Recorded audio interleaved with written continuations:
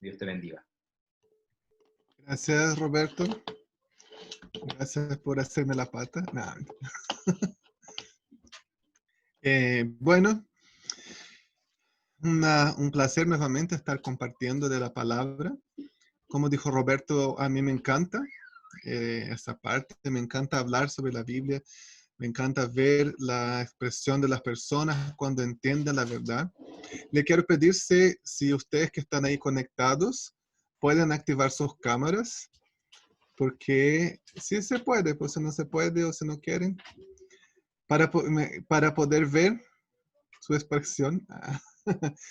Tenemos limitaciones, ¿no? Estamos usando la tecnología para enseñar durante ese tiempo, pero también a veces uno pierde mucho del relacionamiento, de las cosas, entonces si puede activar sería bueno. Yo estoy aquí mirando sus caras, me gusta ver sus expresiones mientras compartimos la verdad.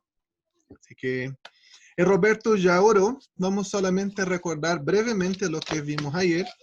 Hablamos que el comienzo de todo no es la creación, sino el principio es Dios mismo, ¿cierto? Hablamos sobre eso. El principio de todo era Dios. Hablamos también sobre el carácter de Dios, ¿no? Entre muchas cosas que podíamos hablar, algunas características sobre Él que eran importantes, ¿no? Eterno, infinito, los omnis, era santo, misericordioso y un ser personal. Hablamos sobre la creación, cómo fue la creación, todos conocemos la historia, pero vimos algunos elementos importantes de la creación, ¿no? Que Dios creó de la nada, que Dios creó con su palabra, que nosotros estamos hechos a imagen y semejanza de Dios. Y también vimos que Dios nos dio parte de sus atributos, ¿no? Que podemos experimentar emociones profundas, razonar y crear con Él. Vimos los efectos desastrosos de la caída que tuvo en el hombre, en la creación. No solamente la creación cayó, el hombre cayó, sino que toda la creación también cayó con el hombre. Y como la muestra de misericordia de Dios no vino después de un tiempo, sino que vino inmediatamente después de la caída. Y eso es una muestra infinita de la gran misericordia que Dios tiene hacia nosotros, que es parte de su carácter.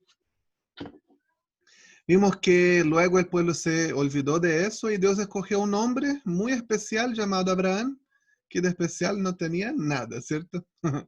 Era un hombre común y corriente, pero él escuchó el llamado de Dios y obedeció.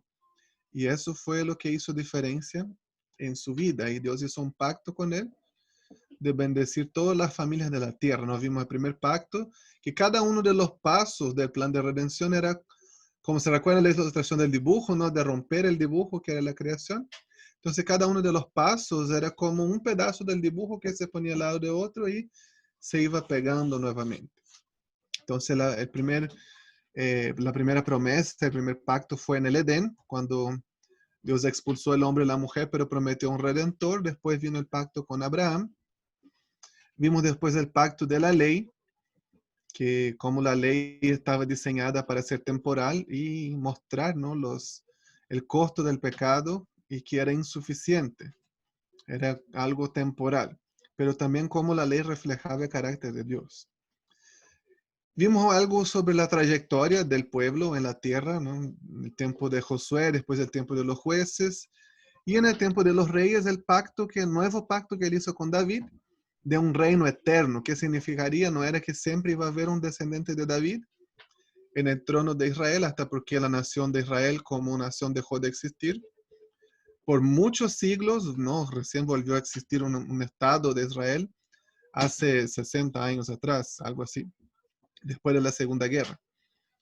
Quizá un poquito más de 60, ¿no? Pero muy reciente en la historia mundial.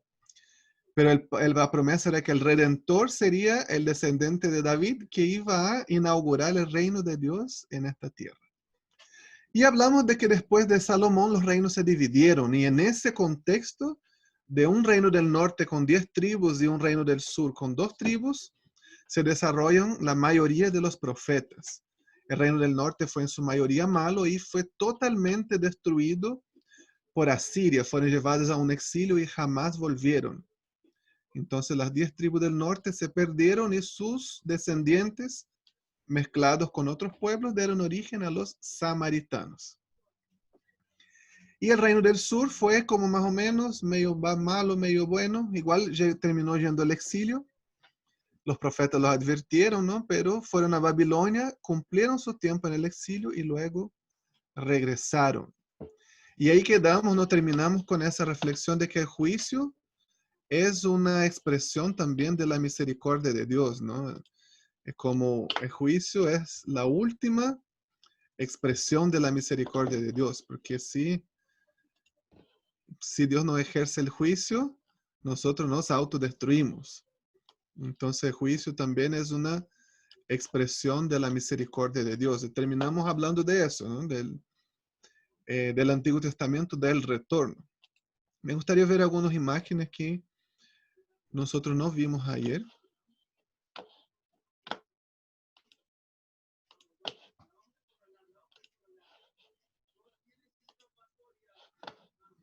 Aquí estoy.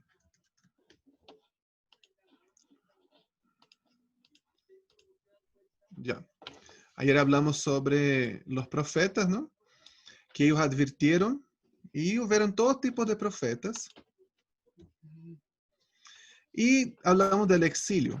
Y justamente la caída de Jerusalén y del exilio sucedió durante el tiempo del profeta Jeremías. El profeta Jeremías fue testigo del exilio, de la destrucción de Jerusalén. Y Ezequiel y Daniel también fueron, pero fueron profetas en el exilio. Mientras Jeremías profetizó en Jerusalén durante este tiempo, Ezequiel y Daniel profetizaron ya en Babilonia. Y ellos cumplieron su tiempo, sus 70 años de exilio y regresaron. Y aquí hay una imagen, bueno, no está muy grande, ¿no? Dará para ver un poquito. Después que cumplieron su tiempo, ellos volvieron. No todos los judíos volvieron, algunos se quedaron en Babilonia. De hecho, hubieron comunidades judías en Babilonia, en lo que actualmente es Irak, hasta el siglo XIX y comienzo del siglo XX. Hubieron comunidades judías y salieron de allá porque comenzó a haber mucha persecución y con la creación del Estado moderno de Israel, todos los judíos que estaban, sobre todo en el Medio Oriente, migraron al Estado de Israel. Pero desde el tiempo del exilio, por más de 2000 años, hubieron comunidades judías en Babilonia. Pero muchos también regresaron y la Biblia nos cuenta de 3 regresos. Ustedes ven ahí, el primero regreso está en inglés, ¿no? Pero se entiende. Fue con Zorobabel. Eso nos cuenta Esdras del capítulo 1 al 6. Y su objetivo principal fue reconstruir el templo. Y Zorobabel era el descendiente directo de David. Pasáronse 80 años y hubo un segundo retorno con Esdras. Y eso nos cuenta el libro de Esdras del capítulo 7 al 10. Esdras era un sacerdote que vino con el propósito de restablecer el culto, poner en práctica la ley, organizar el pueblo. Y algunos años más tarde, Nehemías, capítulo 1 al 13, nos cuenta de la reconstrucción de los muros de Jerusalén. Y entre el primero y el segundo retorno, aquí está, vemos que ocurrió la historia de Esther, una comunidad judía que vivía en Susa. Era una de las capitales de Persia, ¿no? Muy cercana a Babilonia. Ellos regresaron y nunca más tuvieron un gobierno autónomo. Aquí tenemos una imagen. ¿Y qué es lo que sucedió en ese periodo? A veces nosotros llamamos. Si ustedes tienen alguna pregunta ya, pueden hacer alguna duda así cruel que lo está matando. Por favor, pregunten. Pueden habilitar su micrófono y hacer la pregunta o escribir ahí por el chat. ¿Qué es lo que sucedió? A veces nosotros llamamos del periodo del silencio. ¿No? Justamente yo tengo aquí, mire, en mi manual, los 400 años de silencio. Y da la impresión que como que pasó, fue el último profeta, Malaquías profetizó, ¿no? Porque durante ese tiempo de retorno profetizaron Ageo, Zacarías y Malaquías y Dios se cayó. Y ese yo creo que no es un buen nombre, no significa que Dios no habló, que no hubo profeta, sino que no hubieron libros inspirados por Dios en este periodo. Y de hecho los libros que están en la Biblia católica, que no están en la Biblia protestante, el libro de Primera y Segunda de Macabeo, Sabiduría, Eclesiástico, Tobit, Judith, esos libros fueron escritos en este periodo, que yo, en vez de llamar de periodo de silencio, me gusta llamar el periodo intertestamentario, ¿no? El periodo entre los testamentos. La palabra es larga, pero no es difícil, ¿no? Se entiende. ¿Y qué sucedió? Ellos fueron siendo dominados, los judíos, nación tras nación. Aquí hay una pintura representativa de Asiria. Esa era una pintura de Nínive, que era la capital del imperio asirio. Ellos fueron los que destruyeron el reino del norte y fueron destruidos por el siguiente imperio, que fue Babilonia. Y el libro de Daniel nos muestra eso, que no es que los imperios iban saliendo así a la tonta y a la loca, sino que Dios tenía un orden y Dios levantó los imperios que él quiso. Entonces estaba Asiria, después de Asiria vino Babilonia, y Babilonia los dominó a los judíos. Fueron cautivos allá, volvieron. Y los babilónicos fueron destruidos por los persas. Aquí tenemos una imagen representativa de los persas. Los persas bendijeron mucho a los judíos, los dejaron volver, le dieron dinero para reconstruir el templo, permitió a Esdras volver, a Nehemías volver. Pero eventualmente los persas también fueron destruidos por los griegos. Alejandro Magno fue el que derrocó a Persia.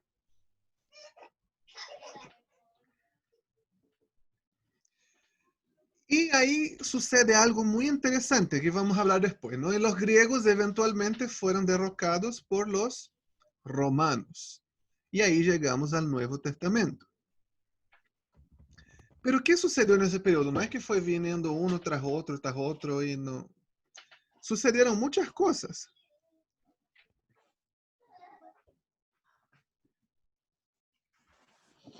Una de las cosas muy importantes es que cuando los griegos dominaron, los judíos de todo el mundo antiguo, ellos impusieron el idioma griego. Y las comunidades judías que vivían fuera de Judea, de Jerusalén, hablaron principalmente griego. Entonces un grupo de ancianos judíos hizo lo que ustedes están viendo aquí en esta imagen. Tradujo todo el Antiguo Testamento al griego. Y esa traducción es la traducción más antigua de la Biblia que nosotros tenemos. El original en hebreo se perdió, no existe más.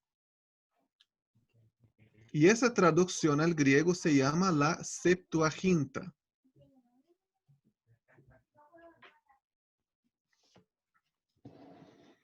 Y fue traducida alrededor del año 200 antes de Cristo. Ahora, ¿qué sucedió? En el año 300 después de Cristo, un grupo de judíos llamado masoretas agarró el texto hebreo, que era un hebreo muy antiguo, que ya no se utilizaba. Entonces ellos agarraron el texto hebreo y lo modernizaron, lo actualizaron a un hebreo más reciente, ¿no? Con cambios de palabras, de ortografía, de puntuación. Y ese texto es conocido como el texto masorético.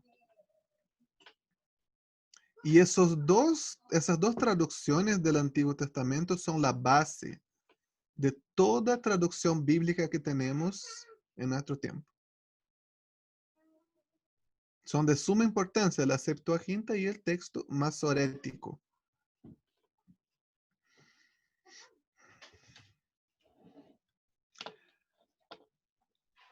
Ahora sucede otra cosa interesante. Los griegos dominaron, ¿cierto? Y durante mucho tiempo los griegos, y estoy resumiendo mucho, hay mucha historia por ahí, ¿no? Pero estoy resumiendo harto para que podamos avanzar. Durante mucho tiempo los griegos permitieron que los judíos fueran judíos, guardaron la ley, guardaran el sábado, hablaran hebreo, ¿no? O arameo. Entonces no los molestaron. Pero alrededor del año 200 después de Cristo, antes de Cristo, perdón, comenzó un movimiento de querer helenizar, ¿no? De querer hacer los judíos griegos. Y ellos se resistieron porque al final, después del exilio, aprendieron que la ley de Dios se guarda, no podemos tener otros dioses, hay que guardar los mandamientos. Y ellos resistieron hasta la muerte. La persecución hacia los judíos comenzó a ser más y más y más severa, cada vez más, hasta que hubo un emperador griego que se llamaba Antíoco IV, Epífanes. Y este hombre en el año 167 a.C. hizo un acto que los judíos llaman de la abominación desoladora. Él puso una estatua de Zeus en el templo de Jerusalén, entró al lugar santísimo y sacrificó un chancho en el altar, en el lugar santísimo. Y ese acto, esa profanación, esa abominación, enfureció a los judíos de tal manera que ellos, siendo una nación pequeñita al lado del poderío griego, comenzaron una revuelta conocida como la revuelta de los macabeos. Y ellos lograron expulsar a los griegos de Jerusalén y tener una nación independiente, un gobierno independiente. Eso fue una obra así como grandiosa para sus días, porque como los judíos, siendo un pueblo tan pequeño, lograron hacer frente al ejército Seleucida, que se llamaba, ¿no? De los griegos. Era algo increíble y ellos lograron hacer. Y hasta hoy día ellos celebran ese momento cuando esa familia se levantó, su líder se llamaba Judas Macabeo y sus hijos, ¿no? Todos sus hijos fueron los que lideraron ese movimiento. Y ellos celebran eso hasta los días de hoy, a la fiesta conocida como Hanukkah o fiesta de las luces. Por lo general coincide con o está muy cerca de la Navidad. A veces dice que los judíos no celebran Navidad, no celebran el Hanukkah. Y ellos están representados por eso, ellos tienen su candelabro, tienen todo su ritual que ellos recuerdan la valentía de los macabeos que expulsaron a los griegos. Nunca más te avergüences si te dicen macabeo. Sí, así que nunca más te avergüences si alguien te dice macabeo. Aquí en Chile tiene un significado distinto, ¿no? Pero originalmente significa gente valiente, ¿no? Gente mandoneada.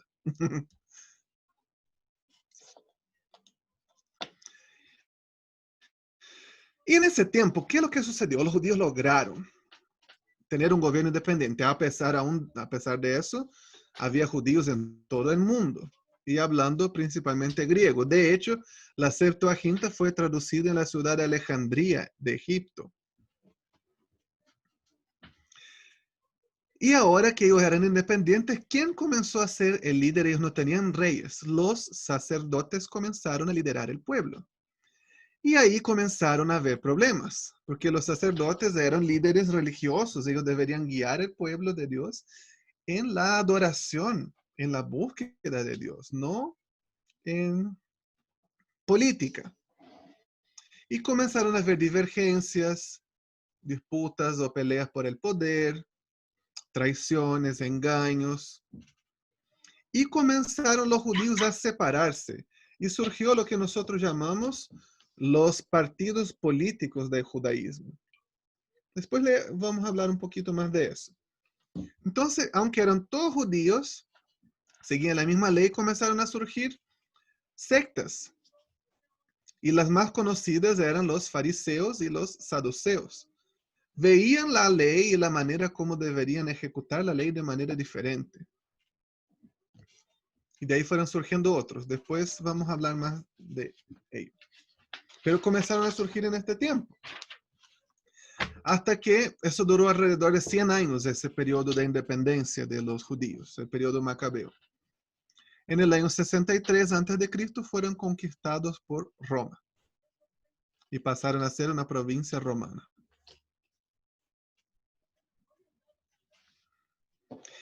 Y los romanos pusieron un gobernador local. Él no era independiente, él debería pagar tributo a Roma, debía lealtad a Roma, pero era un gobernante local. ¿Y saben cómo se llamaba este hombre? Se llamaba Herodes.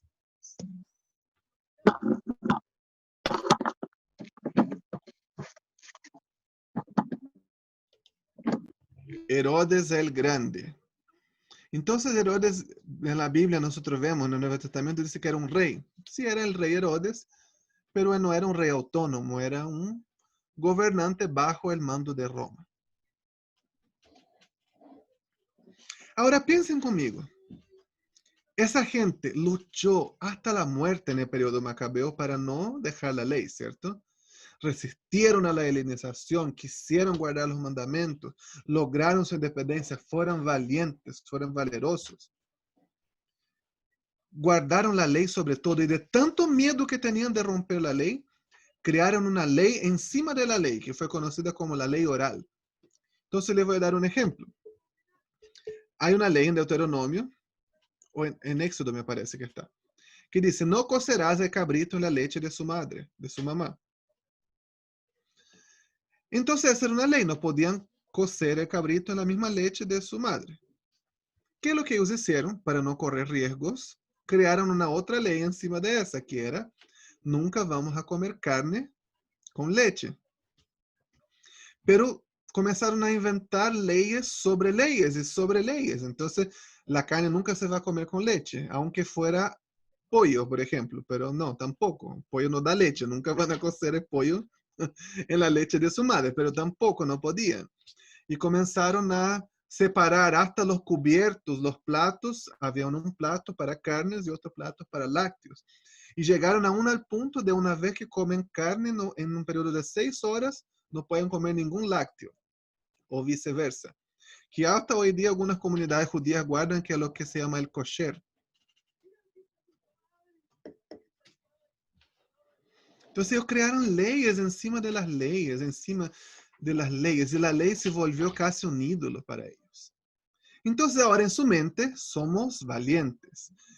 Vencimos a los griegos, vamos a volver a vencer a los romanos, guardamos la ley, además de la ley de Moisés tenemos la ley oral. ¿Cómo creen ustedes que estaba su expectativa sobre la venida del Mesías? ¿Qué tipo de Mesías esperaban ahora?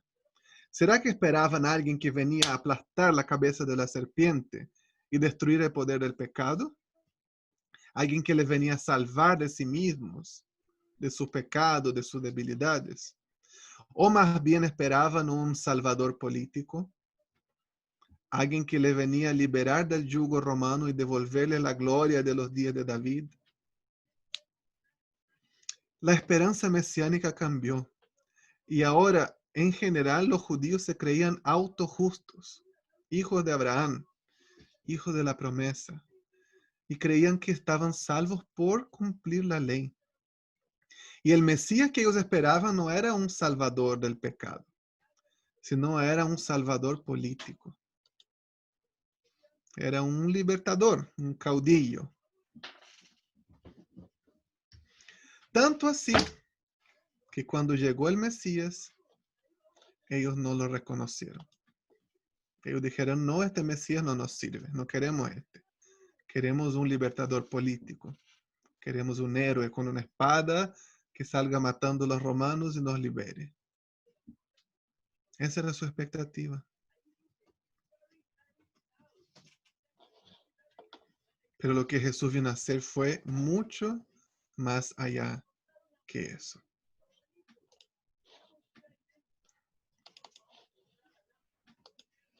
Yo quiero mostrarles un video ahora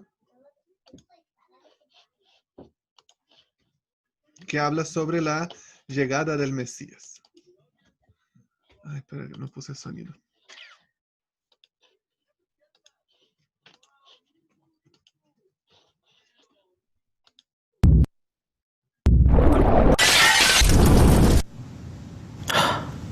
You. Look at your eyes. Look at them. Speckled, colorful,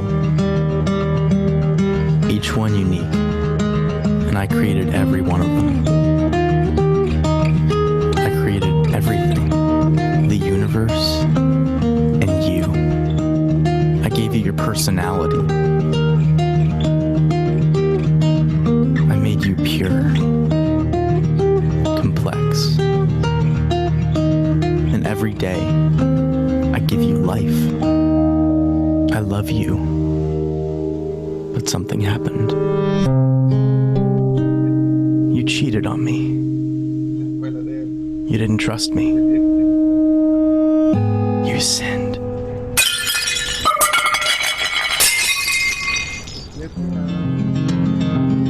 You cut yourself off from me.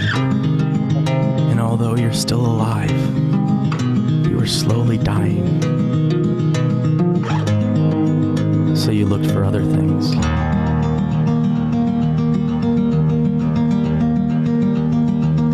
To fill the void. But nothing works.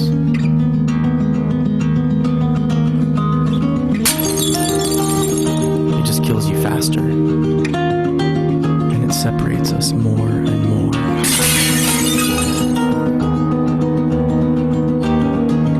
What are you searching for?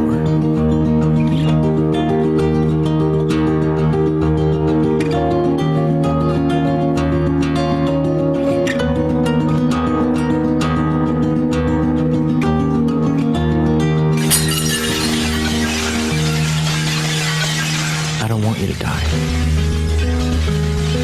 I created you, not to be destroyed, but to know me. So I became one of you,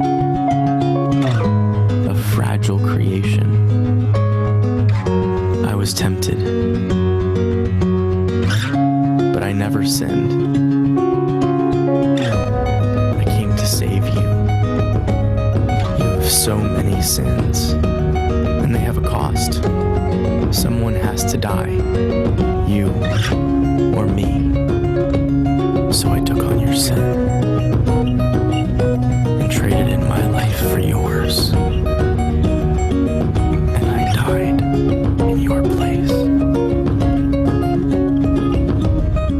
Because I love you.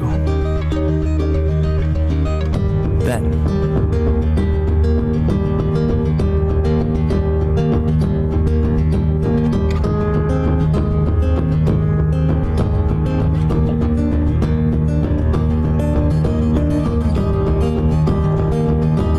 I rose from the dead.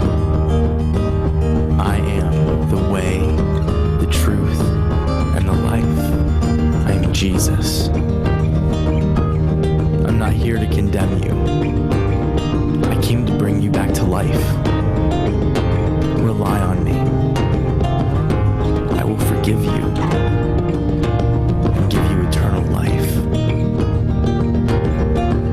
I love you. And I did all of this to have a relationship with you. No basta. Will you follow me? El acto supremo del plan de redención llegó. El Redentor anunciado. El Redentor prometido. Finalmente,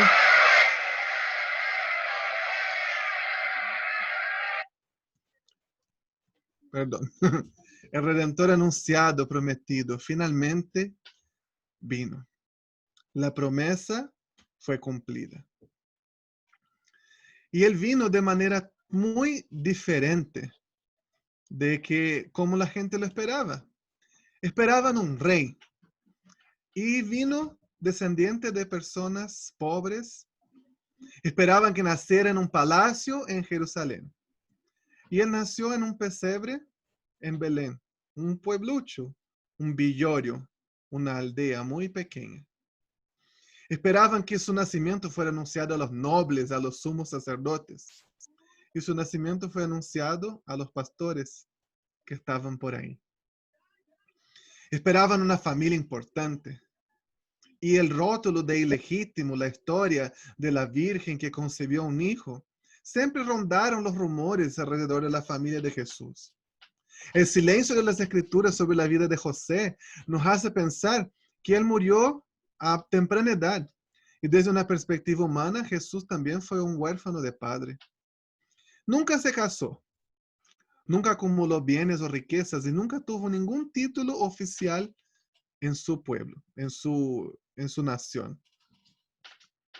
Nunca viajó más allá de unos cuantos kilómetros, más allá de su ciudad de nacimiento. A los ojos humanos, Jesús, el Mesías prometido, fue una gran desilusión.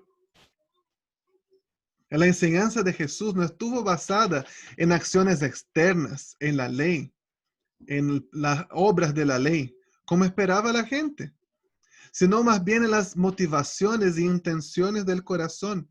Y él dijo que su reino no era un reino físico, que no iba a tomar a las armas, sino que él vino a conquistar el ámbito del corazón y establecer un reino espiritual. Jesús cumplió a obediencia perfecta cada una de las cosas que Jesús le encargó. Cumplió a perfección el antiguo pacto. Y al ser el único desde el monte Sinaí que jamás pudo cumplir cada una de las leyes de Moisés, hizo obsoleto el antiguo pacto, inaugurando uno nuevo, el pacto de la gracia. En el antiguo pacto, Dios prometió perdonar sus pecados siempre cuando ellos ofrecieran sacrificio y bendecirlos siempre cuando obedecieran sus mandamientos. Y mientras ellos lo hicieron, fueron bendecidos y perdonados. Y mientras no hicieron, fueron maldecidos y sufrieron las consecuencias del pacto. Pero en este nuevo pacto, Él prometió mucho más cosas. Él prometió el perdón de pecados y la bendición como en el primero, pero además prometió la vida eterna. Él prometió su Espíritu Santo acompañando todos los días y prometió un acceso directo al Padre. ¡Wow! Mucho mejor que el anterior, ¿cierto? Pero en ese pacto, ¿cuál era la parte del hombre? Antes la parte del hombre era ofrecer sacrificio y obedecer. En el nuevo pacto, ¿cuál era la parte del hombre? ¿Les cuento cuál era la parte del hombre? Nada. Es un regalo de gracia. Dios Padre, sabiendo que si nos pidiera cualquier cosa, por más chica que fuera, no la cumpliríamos. Hizo un pacto unilateral y cargó toda la responsabilidad sobre sí mismo. No nos pidió nada a cambio.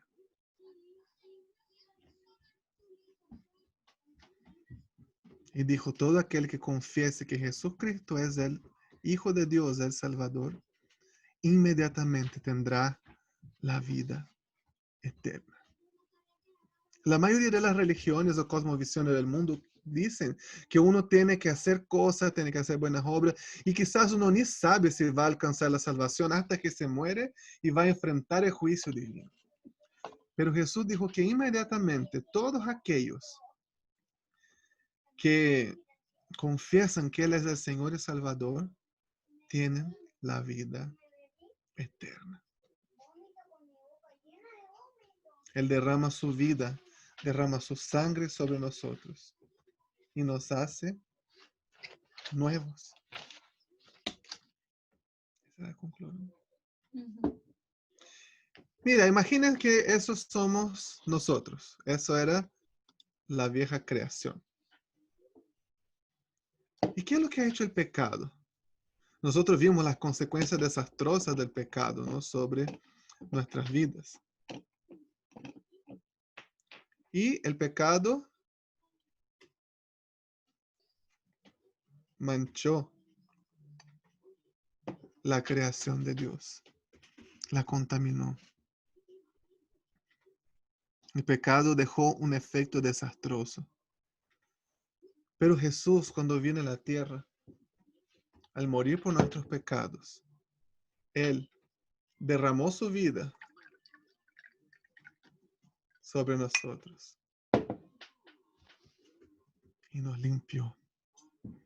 al verter sobre nosotros su sangre, nos limpió y nos lavó de toda condenación que nosotros merecíamos. ¿Y qué tenemos que hacer para ello? Nada. Solamente creer en Él. Yo les quiero mostrar una imagen.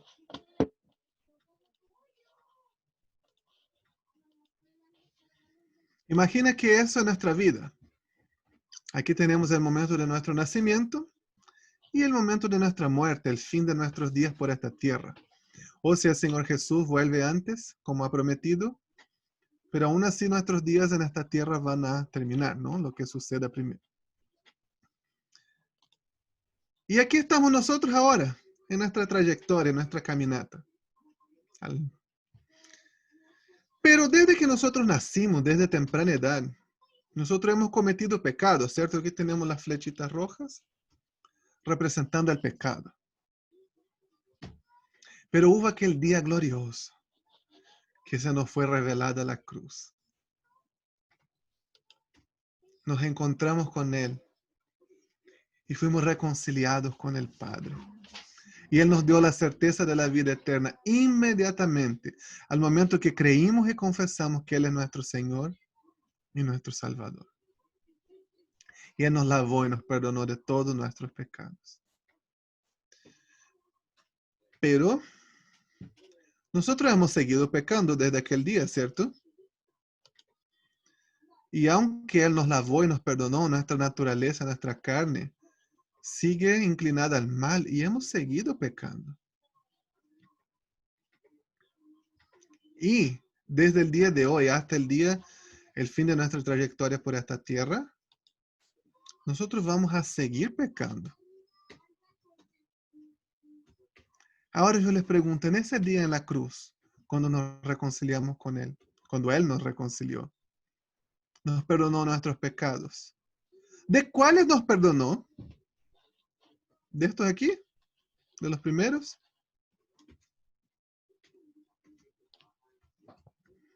¿De estos aquí también?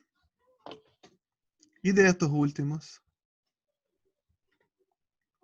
En ese momento en la cruz, la sangre derramada sobre nosotros nos lavó de todos los pecados de nuestra vida.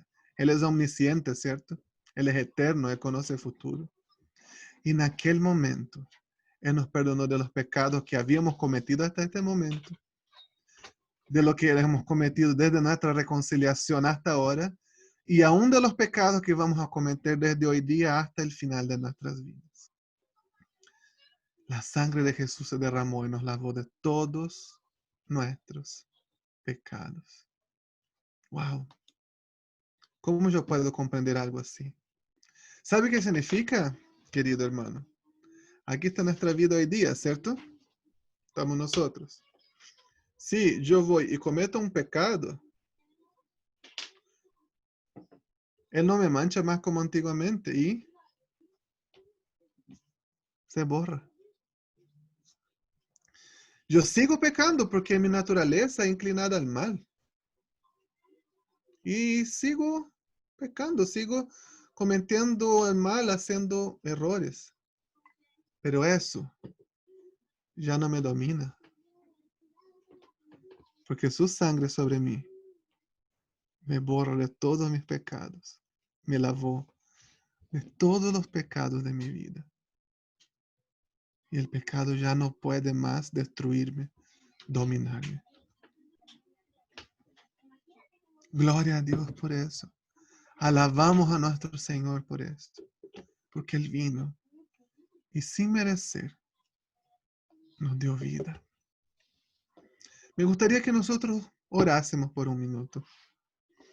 Me gustaría que nosotros tomásemos un tiempo para dar gracias al Padre por lo que Él ha hecho por nosotros. Me gustaría que tomásemos ese tiempo para agradecer por este amor y esta gracia tan grande que no podemos comprender. Cierra tus ojos ahí por un momento.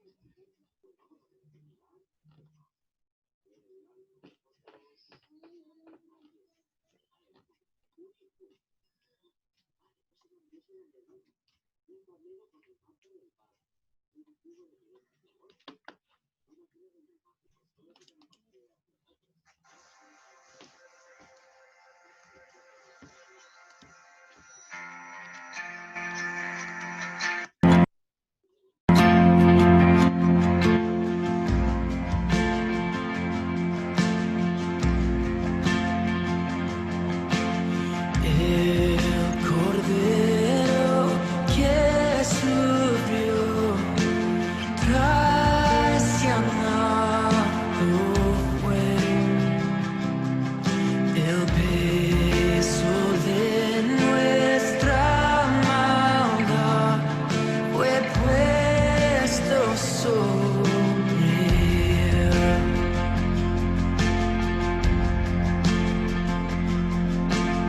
En silencio soportó dolor y humillación. Obediente al Padre fue, la cruz por mí cargó.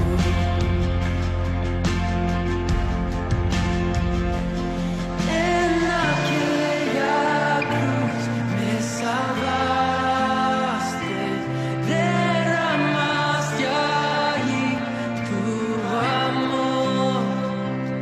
Mi alma cantará, aleluya, gloria y honra a ti, Señor.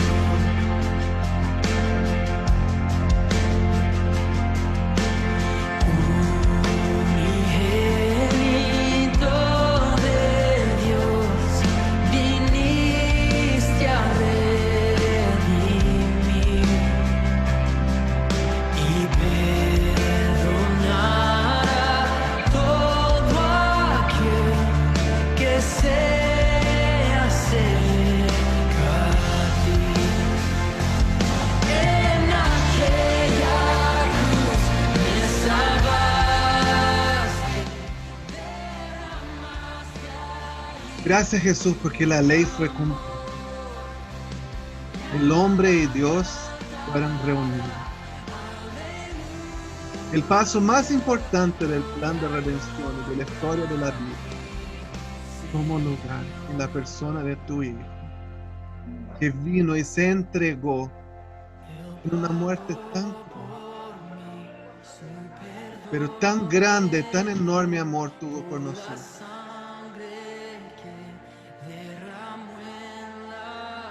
Muchas gracias por no exigirnos nada. Nos ayuda a vivir una vida libre de condenación, libre del peso, la vida ligera, la vida plena que tú soñaste y prometiste. Ayúdanos, Padre, en el nombre de Jesús. Ayúdanos, Jesús. Gracias por abrir este camino. Gracias.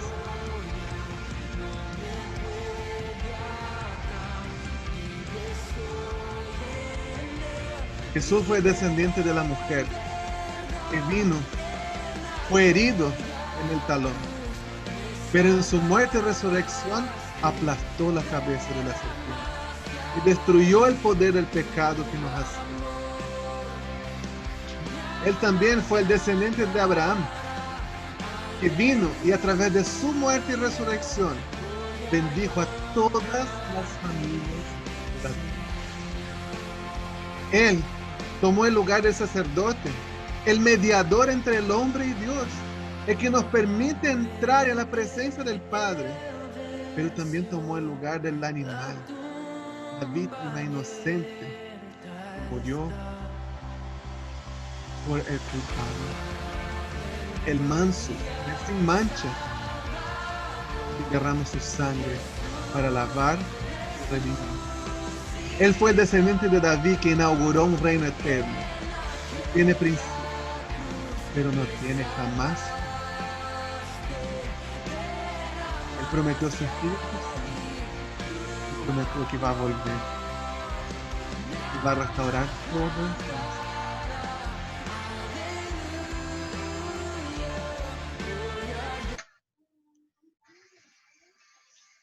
Él vino. Él vivió. Él venció. Qué maravilla nosotros tenemos en la vida de Jesús, en su muerte, en su resurrección. Que Él te traiga entendimiento de la gracia, que traiga revelación y que tú puedas vivir tu vida libre, sin un peso, porque Él no nos exige nada.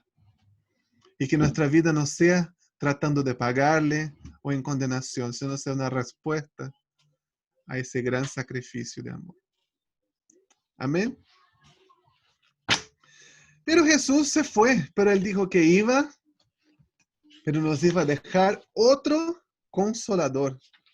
Y que era mejor, que convenía que Él se fuera, porque iba a venir otro consolador, que es el Espíritu Santo. ¿Y dónde habita el Espíritu Santo? El Espíritu Santo habita en mí. El Espíritu Santo habita en ti. Viste que a veces uno está en crisis y comienza como, ¡ay, Dios! ¡Y Dios! Pero ¿dónde está Dios? Él habita en mí. Yo debería gritar, ¡Dios! Porque Él habita en nuestros corazones.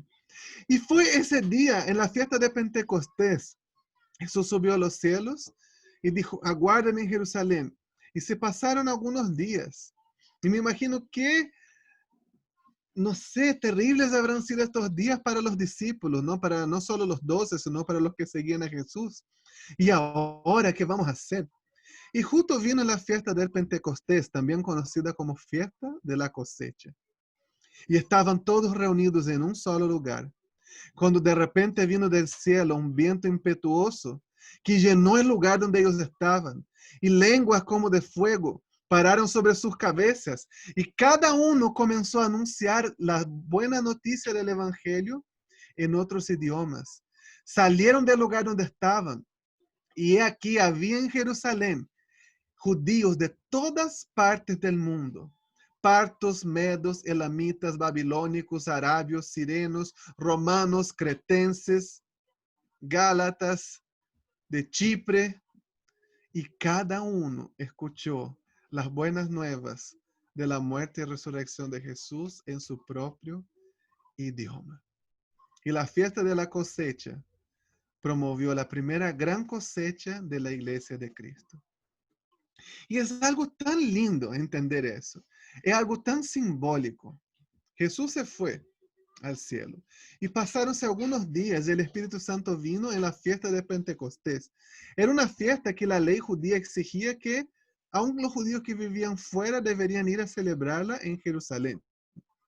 Entonces habían judíos allá y quizás podían hablar hebreo o arameo, pero crecieron en Grecia, por ejemplo, y hablaban mucho mejor el griego, era su idioma de corazón. Hablaban persa, hablaban cada uno otros idiomas. Y el Espíritu Santo se manifestó. Y el viento y el fuego tienen un simbolismo. Porque ¿dónde estaba el viento y el fuego? Ellos estuvieron sobre el tabernáculo, ¿cierto? La columna de nube y la columna de fuego era un simbolismo de la presencia de Dios habitando en el tabernáculo y también en el templo cuando Salomón lo dedicó. Entonces ahora el viento y el fuego se puso sobre la cabeza de cada uno. Era simbólico de que ahora yo habito en ustedes, en sus corazones. Y ellos no comenzaron a hablar lenguas celestiales, lava la sábana, lava la sábana. Ellos comenzaron a hablar idiomas conocidos.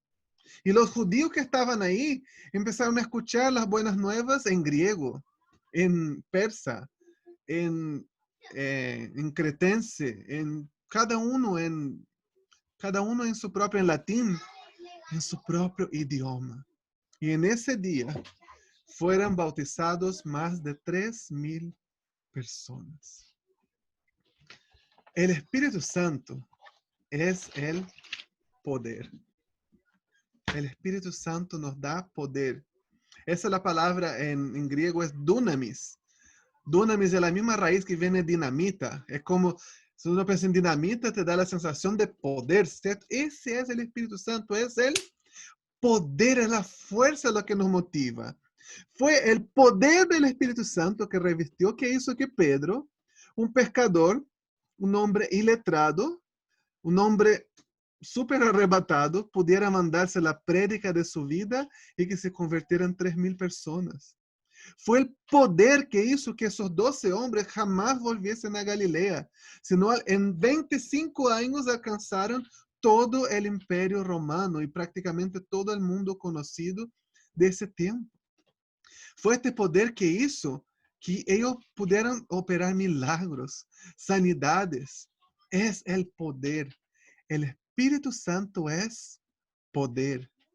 Es como una batería. Si yo comparo una batería, una linterna, ¿para qué fue hecha? Para brillar. Pero ella no funciona sin pila, ¿cierto? Sin batería. El Espíritu Santo es nuestra batería. Generalmente cuando yo enseño eso en persona, yo traigo un fósforo. No iba a dar para hacer eso, ¿no? Por video. Yo traigo un fósforo y yo agarro un spray con un aerosol. Dice, mira, eso somos nosotros. El Espíritu Santo, la llama de fuego está en nuestro corazón. Pero cuando Él se manifiesta, yo agarro el aerosol, así, el desodorante, algo así, y sale esta llama enorme. Esta capacidad no está en uno, está en el Espíritu.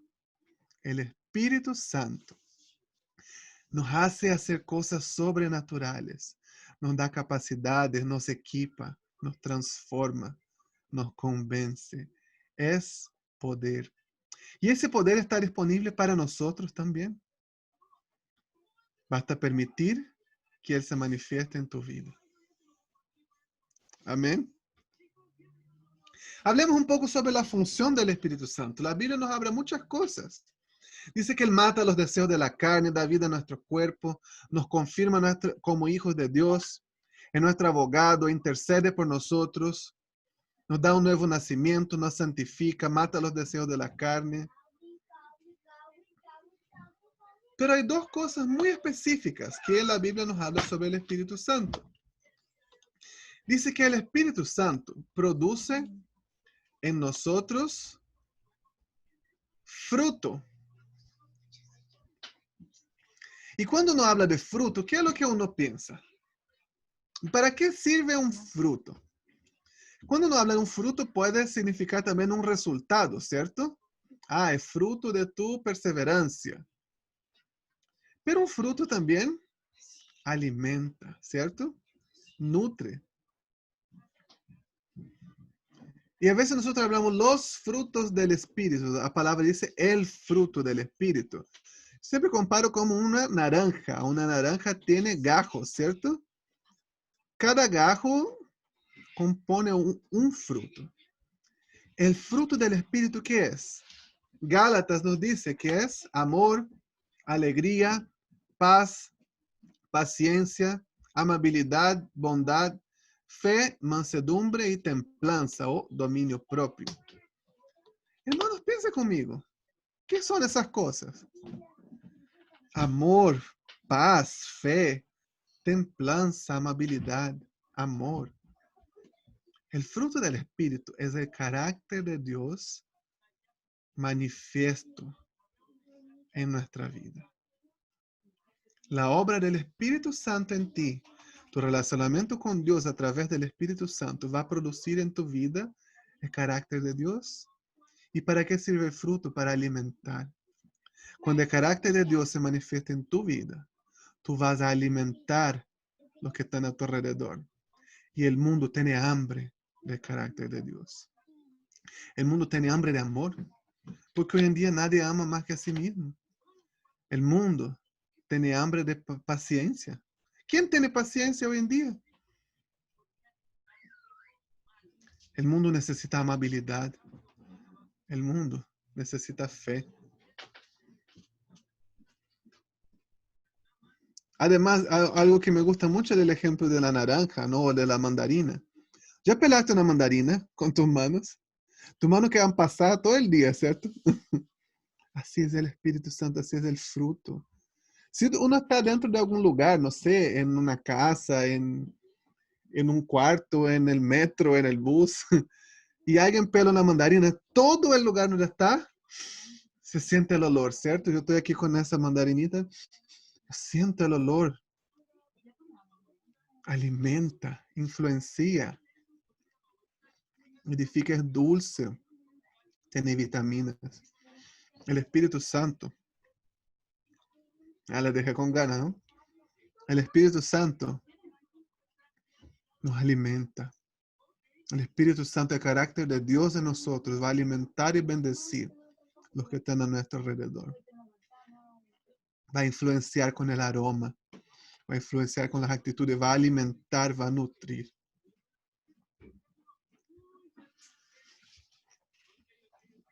Pero la palabra también dice que el Espíritu Santo, además de producir en nosotros fruto, ¿qué hace? Además, nos da dones. ¿Y qué son los dones? La palabra don significa en su origen regalo, presente.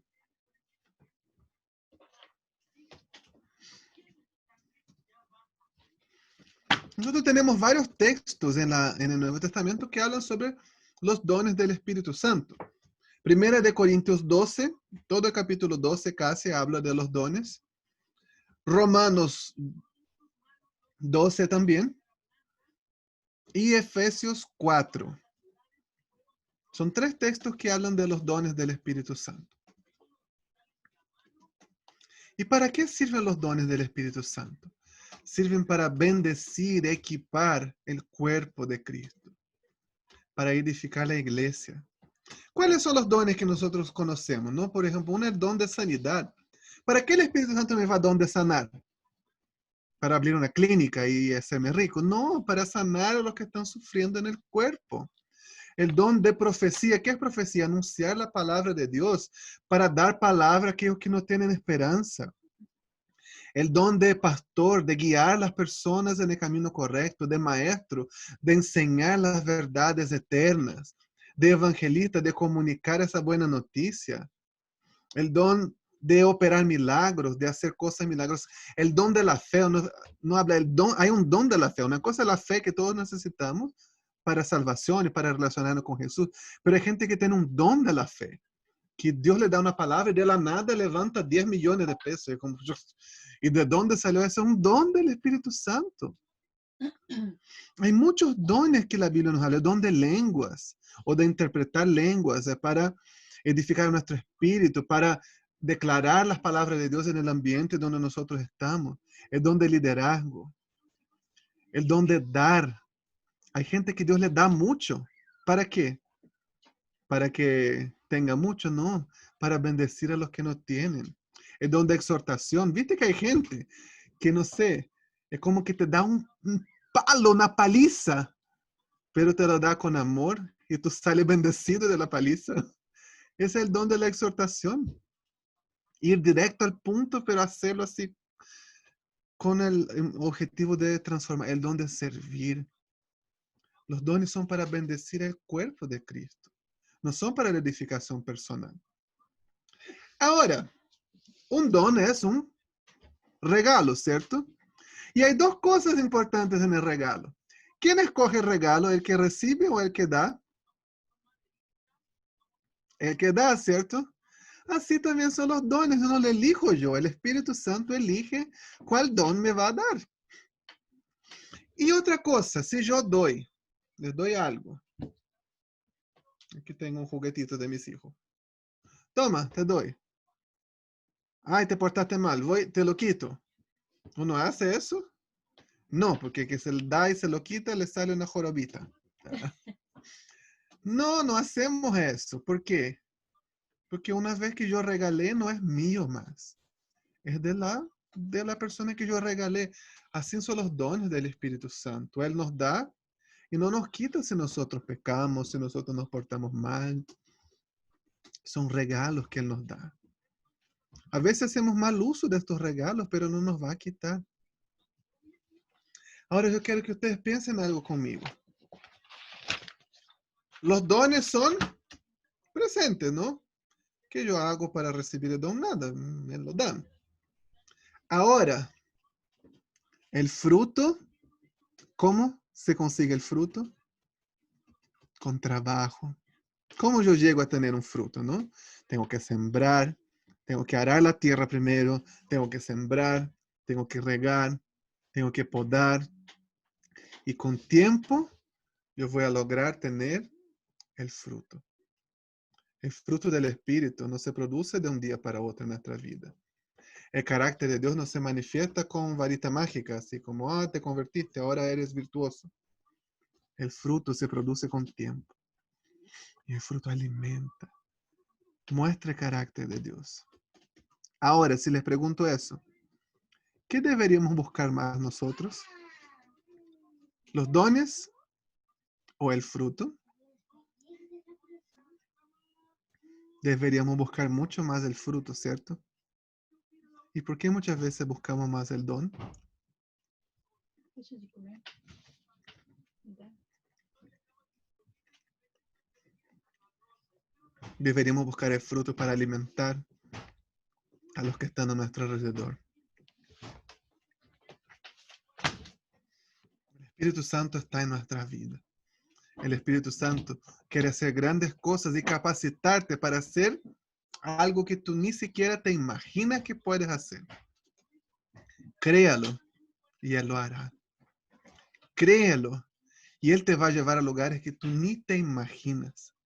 Te va a llevar a hacer cosas que no tienes idea, porque la capacidad y la habilidad no está en ti, está en Él. Amén. El mismo Espíritu Santo que operó en los apóstoles, opera hoy en día y quiere operar a través de tu vida. La muerte, resurrección de Jesús y la venida del Espíritu Santo fueron una revolución en la iglesia primitiva. Vamos a resumir bastante, ¿no? Si nosotros leemos el libro de Hechos, vemos que los primeros años el evangelio estuvo solamente en Jerusalén. Y los primeros cristianos en su mayoría eran judíos. Y la primera persecución que hubo con Pedro y Juan, o mismo el apóstol Pablo, ¿no? Saulo de Tarso, perseguía eran los judíos que se convertían. No perseguía a gentiles, ¿no? No me interesaba. Perseguía a los judíos. Y esa persecución que se desencadenó especialmente con Saulo, provocó que la iglesia saliera para fuera de Jerusalén.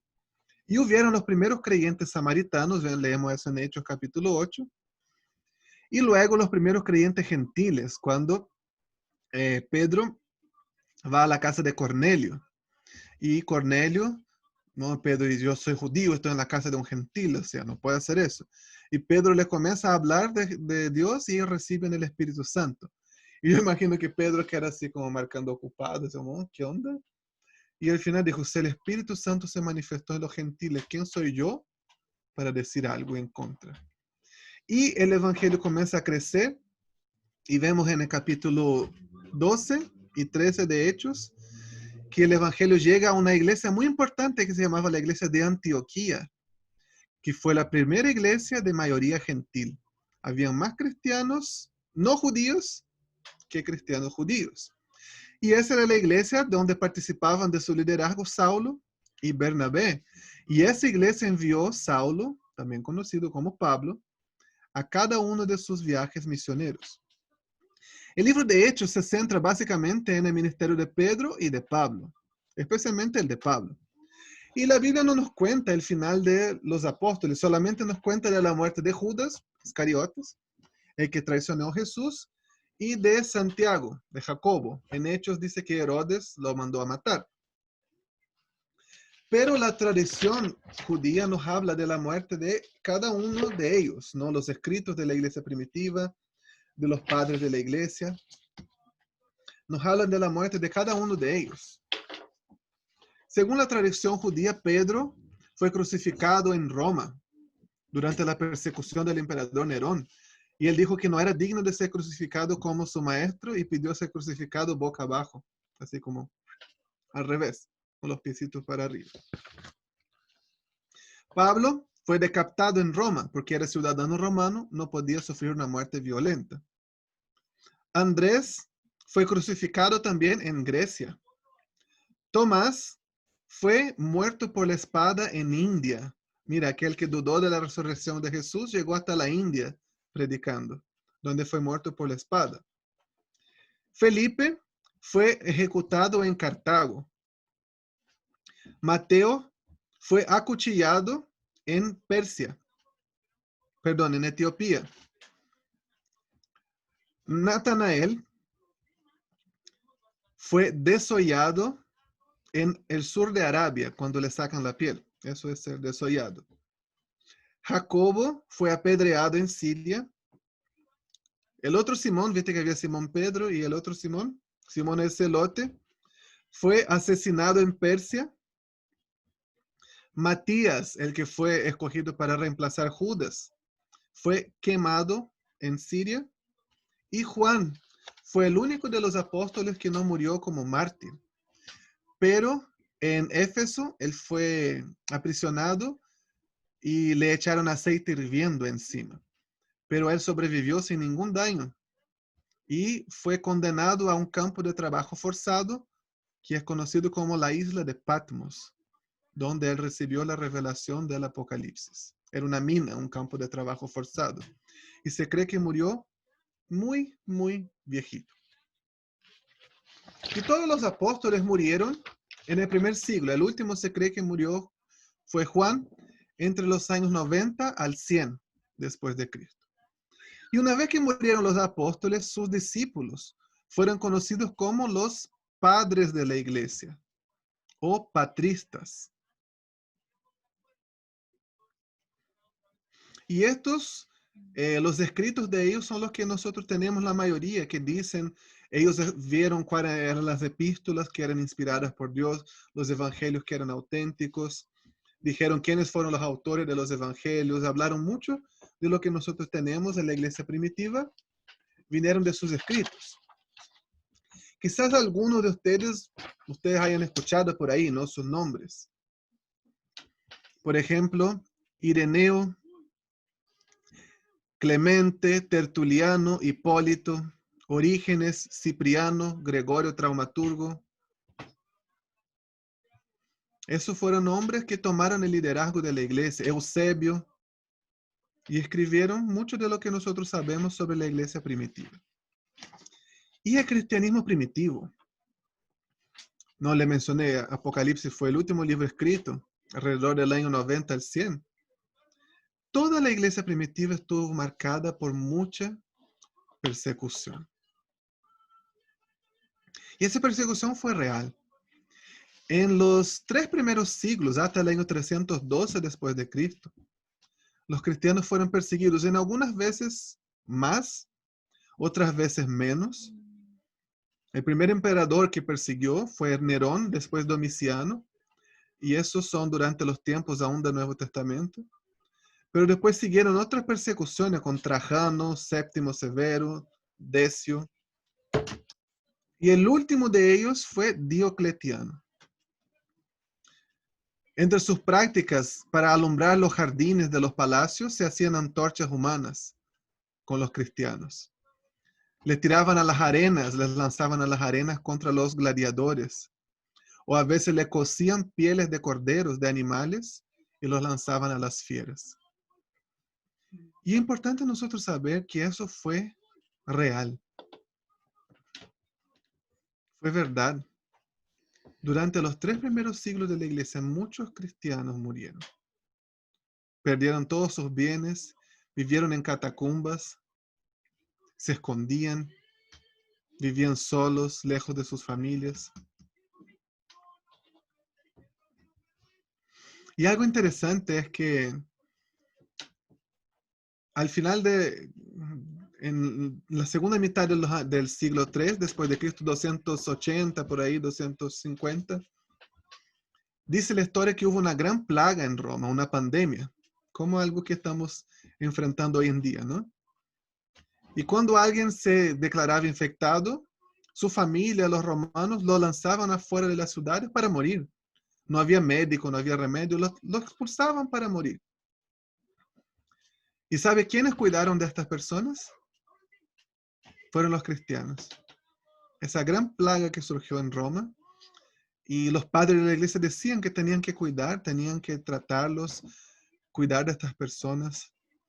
Y lo hicieron, y muchos también terminaron siendo contagiados por esa plaga y también muriendo. Pero eso provocó un avivamiento, un impacto tan grande, que esa fue la última generación a ser perseguida. Pocos años después, el emperador romano Constantino promulgó el Edicto de Milano, una ley que permitía libertad de culto a los cristianos, en el año 312.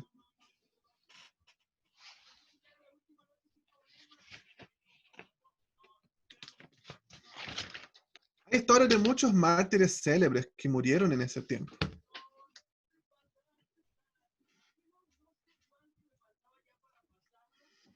Constantino también es un personaje muy polémico. Algunos dicen que no fue como obra de Dios que él declarara promulgar el Edicto de Milano. Otros dicen que fue del diablo. Él no oficializó el cristianismo. Muchos piensan que Constantino oficializó el cristianismo como religión oficial de Roma. No. El Edicto de Milano permitía libertad de culto. Quien oficializó el cristianismo como religión oficial fue el emperador Justiniano, algunos años más tarde. Pero al oficializar el cristianismo, Teodosio también introdujo muchas prácticas paganas dentro de las prácticas cristianas en este momento. Entonces Constantino se lleva la fama, pero realmente quien hizo la oficial e introdujo esas prácticas no fue netamente él, fue Justiniano. Y después que el cristianismo fue oficializado, la iglesia comenzó a lidiar con muchos problemas de herejía. Hubo muchas herejías. La primera herejía que surgió, aún en el siglo I, fue el gnosticismo. No tenemos mucho tiempo para hablar de eso ahora, ¿no? Pero pueden buscar después, fue el gnosticismo, el bionismo, el marcionismo, el maniqueísmo, muchas herejías dentro de la iglesia que negaban la encarnación de Cristo o negaban su resurrección corporal. Y la iglesia comenzó a organizar concilios para discutir ese tema de las herejías y cómo combatirlas.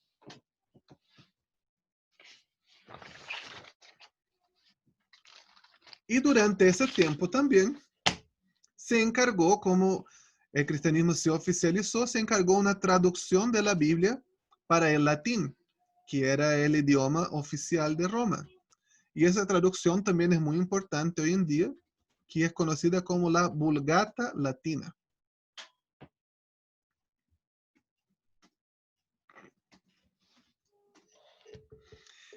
Y hay un otro detalle que yo quiero mencionar.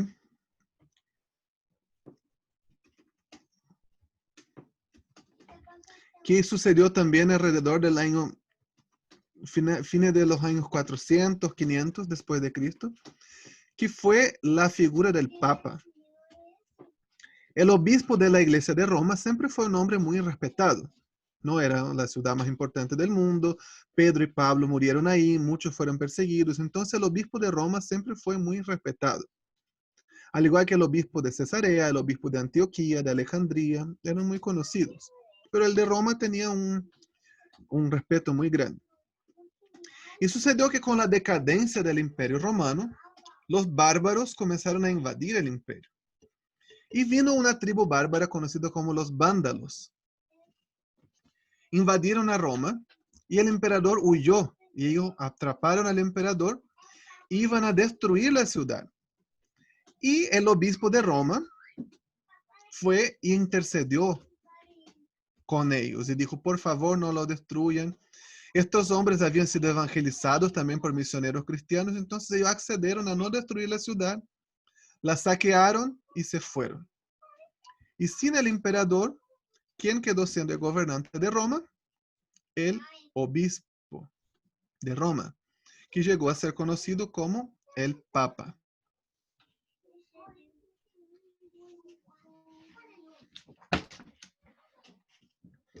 Y alrededor del año 500 también, no hay una fecha oficial, pero alrededor del año 500, con el motivo de combatir las herejías que había en la iglesia, había muchas herejías, alguien tuvo una idea, creo que vino de Satanás, pero creyeron que era una buena idea, que tenía una buena intención. En Brasil hay un dicho, ¿no?, que dice que de buenas intenciones está lleno el infierno. Dijeron, mira, el problema de la herejía es porque cualquier persona agarra la Biblia y le comienza a enseñar. Entonces no vamos a permitir eso, que solamente los clérigos, solamente los sacerdotes, aquellos que estudiaron, tengan acceso a la Biblia y la enseñen. Y eso provocó efectos desastrosos en la iglesia. Porque si alguien empezaba a enseñar algo errado, ¿cómo los fieles iban a saber que estaba errado si no tenían la palabra? ¿Cómo podían saber que no era la verdad, que no era la sana doctrina, si no tenían la verdad, si no tenían la Biblia? Y la iglesia comenzó a apartarse cada vez más y más de la verdad. Y ese periodo nosotros conocemos como la era del oscurantismo o la edad medieval. La iglesia tuvo un gran poder y control sobre la vida de las personas. No había acceso a la palabra de Dios. Y comenzaron a haber sido introducidas muchas herejías.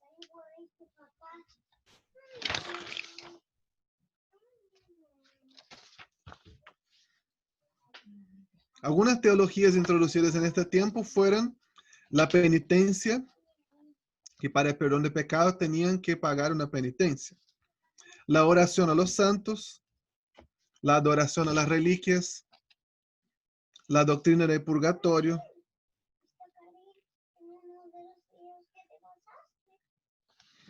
Y más tarde, ya después del año 1000, se introdujeron la confesión, que para ser perdonados tenían que confesar, y las indulgencias, que yo podía pagar por ser perdonado o pagar por el pecado de alguna otra persona. Y la doctrina de la excomunión, que el Papa tenía el derecho de excomungar a las personas. En otras palabras, podía mandarlas al infierno. Si lo excomungaba, estaba imposibilitado de alcanzar la salvación. Y de esta manera, el Papa llegó a ser más poderoso que los reyes e emperadores de este tiempo. La era del oscurantismo tuvo un efecto muy negativo en la vida de los cristianos comunes. Las personas no eran cercanas a Dios, no tenían un relacionamiento personal con Él. No tenían el entendimiento de la gracia, pero aún así hubieron muchas personas, un remanente. No hay muchos escritos de San Agustín, Tomás de Aquino, que muestran que hubo gente que tenía una relación con Dios, eran personas piadosas que hacían el bien. Y el movimiento de la Reforma comenzó a surgir en 1200. Se dice que el primer reformador fue John Wycliffe. Era un inglés, 1300, perdón. Y él tradujo la Biblia al inglés. Y fue muy perseguido por la iglesia de Inglaterra. Sus seguidores eran conocidos como los Lollardos. En ese tiempo, en el tiempo de Wycliffe, dice que en Inglaterra una página de la Biblia en inglés llegó a costar lo equivalente a un mes entero de sueldo. Y las personas pagaban porque tenían hambre de la palabra de Dios. Él fue perseguido durante toda su vida, pero nunca pudo ser capturado. Otro pre-reformador fue John Hus, en lo que actualmente es República Checa.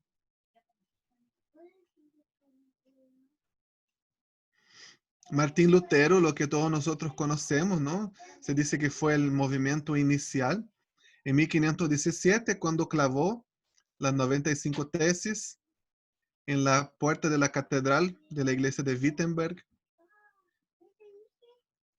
Pero hubieron muchos otros reformadores. Un suizo llamado Zwinglio, un francés llamado Juan Calvino. Él también hizo muchas reformas en Suiza, en Ginebra, pero él era francés. Hubo otro inglés, William Tyndale.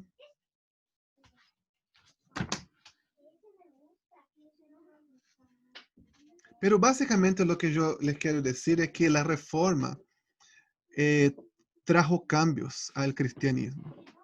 Se comenzó a hablar de derechos humanos, de educación. Los reformadores impulsaron mucho la educación de las personas.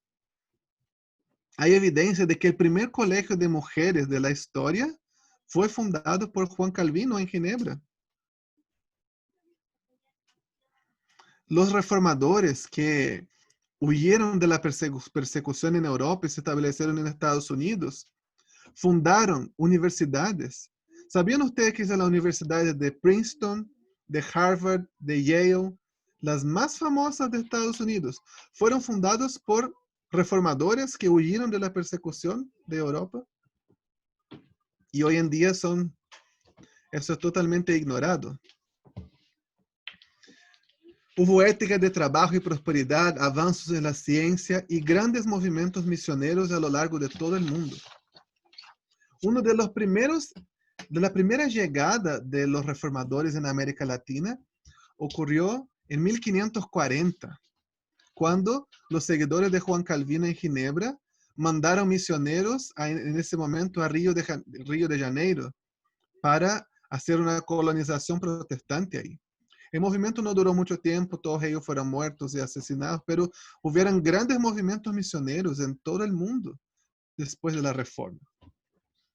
Y el siglo XVIII es conocido como el siglo de oro de las misiones. Y tenemos muchas historias de gente que salió de Europa y de Estados Unidos a anunciar el evangelio en África, en Asia, en Latinoamérica. Hay muchos nombres famosos como Gladys Aylward, una mujer sola que fue a China,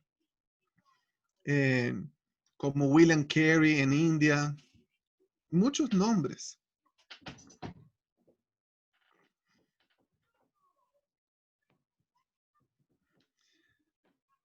Hemos empezado a hablar un poco de nuestra historia, pero tenemos que tener en mente que el plan de redención aún no fue completado.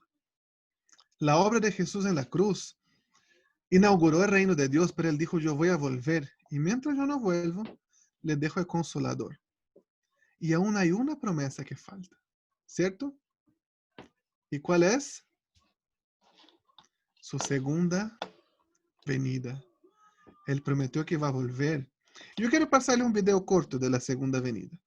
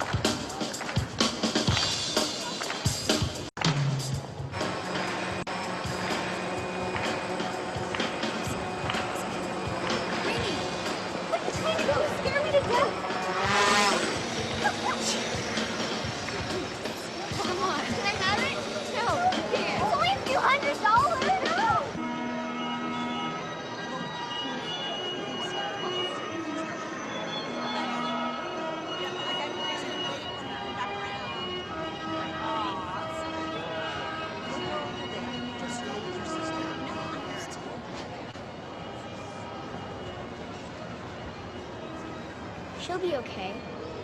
Huh? Mom. She still wears that necklace, you know. The one later. She never takes it off. They're gonna be all right? Mom and Dad? Yeah, of course. Dad just got called into work. There was nothing he could do, okay? Did Dad tell you about my game? Are you kidding me? You're all we talked about. He said that you were the greatest baseball player in the whole world. And you know what? What? He's right.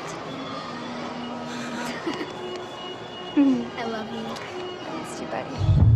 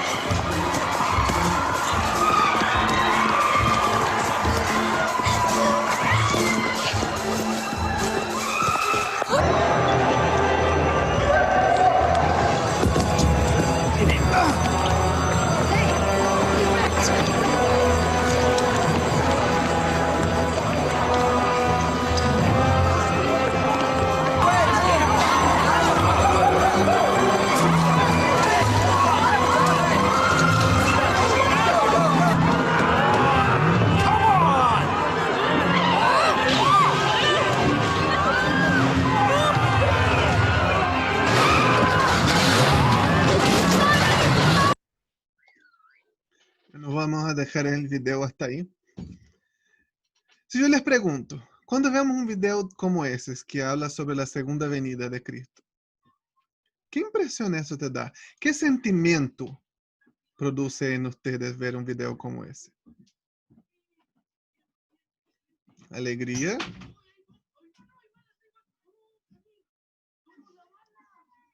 Ese tipo de miedo, justamente.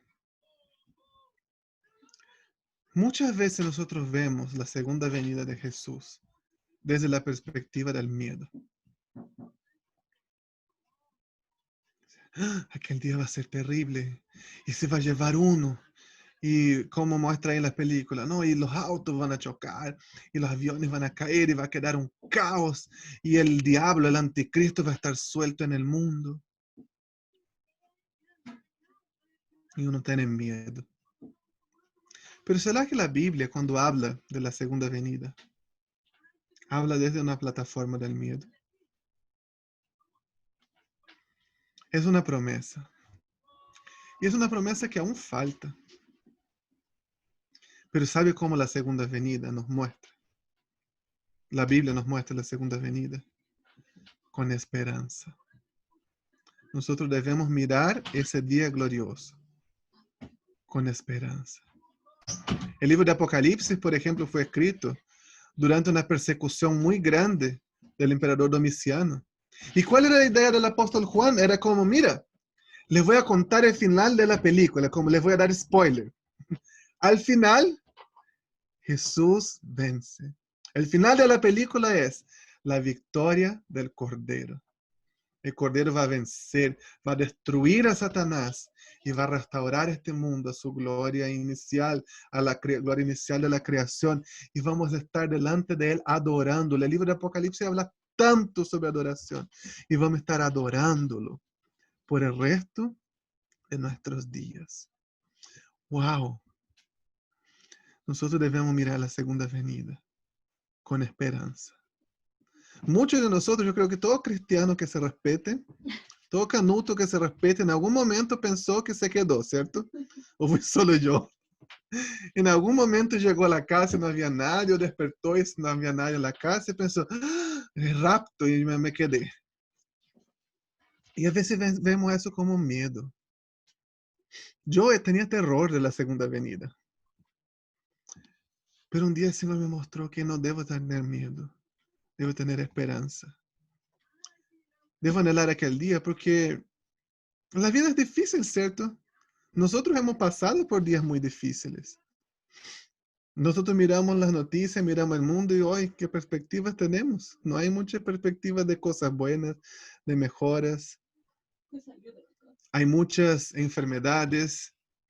A veces tenemos problemas personales, tenemos, no sé.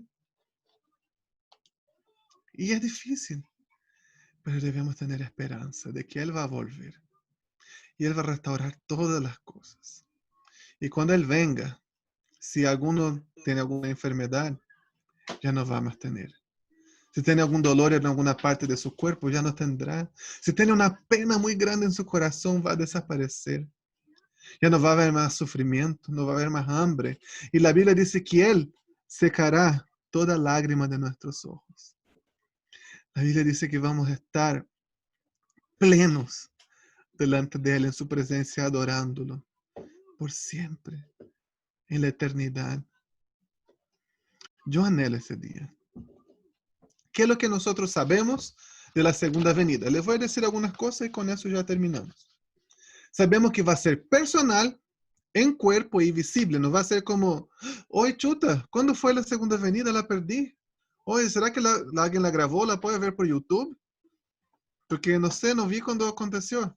No, todo ojo lo verá.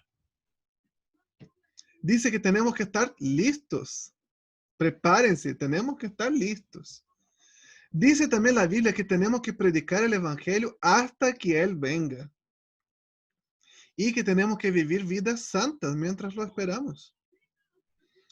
Sabemos que los incrédulos van a ser juzgados y los justos serán recompensados. Y que estaremos con Él por la eternidad. Ahora, ¿qué no sabemos de la segunda venida?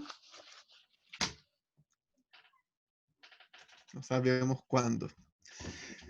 Quizás alguno de ustedes ya escuchó ahí que el coronavirus es una de las plagas del apocalipsis, no sé. Yo creo que todas las generaciones piensan que es la última, ¿no? Que hay algo que, no sé, sucedió en Europa con la peste negra, sucedió con la gripe española, no sé, cuando surgió la Unión Europea decía que cuando tenían 10 miembros, es la bestia con los 10 cuernos. No sabemos y no tenemos que andar buscando saber. Tenemos que vivir vida justa mientras lo esperamos. Y para terminar, yo quiero que ustedes piensen en alguien. Quizás un amigo, un familiar, alguien querido. O quizás alguien que ustedes no conozcan, pero un pueblo no alcanzado que ustedes oran, que les gustaría alcanzar. Y que piensen en esas personas. Yo quiero que el Señor vuelva. Y varias veces en mi vida yo me sentí tan cansado, frustrado, y yo oré y dije, Señor, vuelve. Porque cuando tú vuelvas va a acabar la pena, el sufrimiento, el cansancio, y yo voy a descansar. Pero de repente yo pienso en esas personas. Que yo quiero que pasen la eternidad conmigo. Que yo quiero que gocen de la plenitud. De que conozcan esta gracia de Jesús que hemos hablado, que vemos en las Escrituras. Y cuando yo pienso en eso, yo digo, Señor, todavía no. Ayúdame un ratito más para que podamos alcanzar a esas personas. Para que ellos estén en la eternidad con nosotros. Y mientras esperamos, clamamos, Maranata. Ven, Señor Jesús. Y me gustaría orar para terminar. Señor, muchas gracias por este tiempo, Señor. Fue un tiempo corto por este desafío de hablar de toda la Biblia en esas 2 clases. Yo espero que tú hayas dejado un gusto a más en el corazón de cada uno de conocer más de tu palabra. Y nosotros terminamos con esa esperanza, la esperanza que todo creyente debe tener. Señor Jesús, tú vas a volver. Nuestras dudas, nuestro sufrimiento, nuestro cansancio va a terminar. Tú vas a secar nuestras lágrimas y vamos a vivir en plenitud. Pero queremos compartir eso con mucha gente que aún no conoce. Aún hay pueblos que no han sido alcanzados. Aún tenemos amigos, familiares, entes queridos que no han sido alcanzados por el Evangelio. Y clamamos tu misericordia para que ellos puedan llegar a esta gracia y que puedan pasar la eternidad con nosotros. Y clamamos por este día, Señor, nos ayuda a vivir vidas santas y justas, mientras esperamos este día grandioso cuando tú vas a completar este plan maravilloso. Fortalécenos, Espíritu Santo, porque tú estás con nosotros hasta este día, hasta la consumación de los siglos. En el nombre de Jesús. y para su gloria. Amén. Amén, que el Señor los bendiga. Yo quería dejar algún tiempo si tenían alguna pregunta, pero no, no conseguí. Pero les voy a escribir aquí en el chat mi correo y mi WhatsApp. Si alguien tiene alguna pregunta, puede hacerla. Por favor, hágala. Ya no tenga vergüenza. Ay, no, qué vergüenza.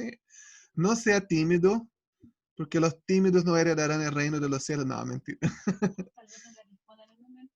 Claro, quizá no les voy a responder al tiro, pero voy a tomar un tiempo, sí, para responder. Voy a escribir aquí en el chat mi WhatsApp y mi correo. Puede escribir. Y que el Señor los bendiga mucho. Y justo me preguntaron aquí, la más polémica, si la salvación se pierde. Le respondo por interno.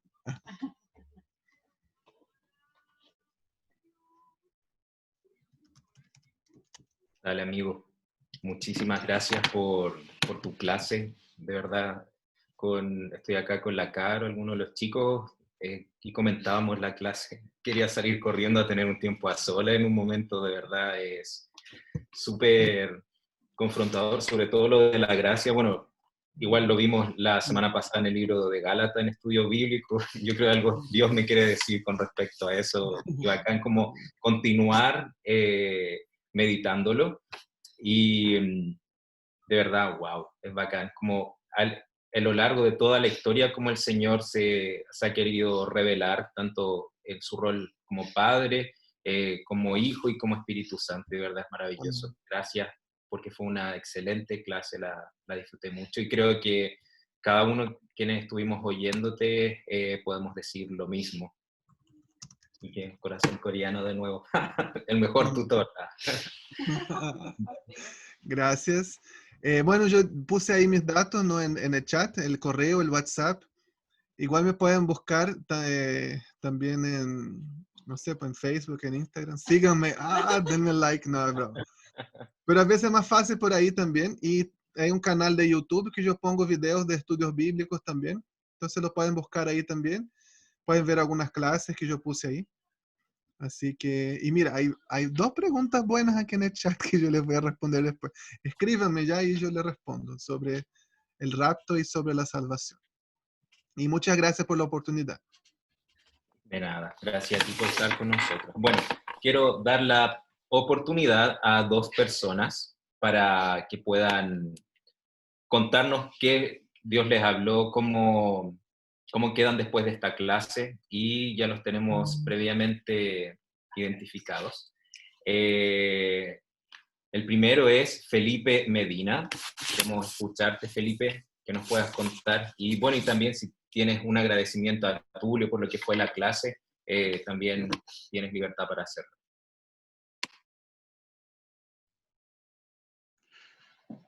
Quiero agradecer a Tulio por el desarrollo del tema. La verdad es que hay hartos libros de la Biblia que he leído, pero nos ha entregado, creo, muchos datos, muchas cosas, muchos detalles que tal vez de repente uno no tiene considerado o no conoce. Creo que me sirvió mucho porque me entusiasma a seguir buscando. Me doy cuenta que sé súper poco de la escritura, a pesar de que he leído mucho, pero creo que mi conocimiento ha sido mínimo, así que espero que el Señor me ayude.